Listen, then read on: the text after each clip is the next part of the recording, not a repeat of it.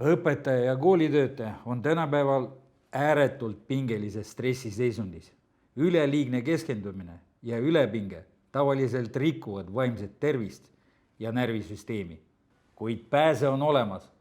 Lahjenda pidevat kontsentratsiooni meditatsiooniharjutustega. Võta kasutusele Hiina tervisevõimlemine Tai Chi.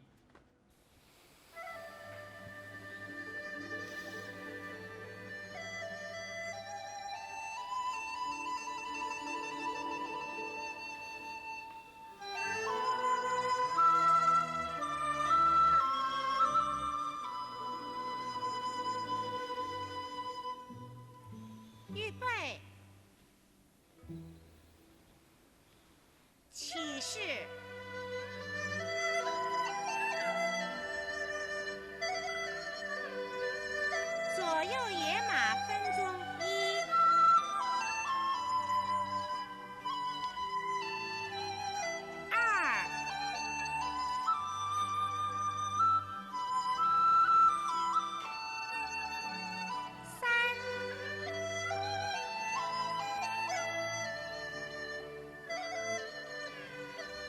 白鹤亮翅。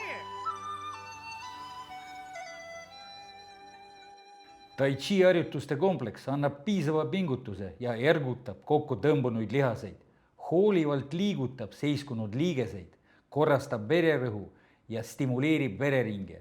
Läbi mõtlemise hingamisest ja sujuvast liikumisest tekitab mediteerimisseisundi ja hoolitseb selle kaudu vaimse tervise eest.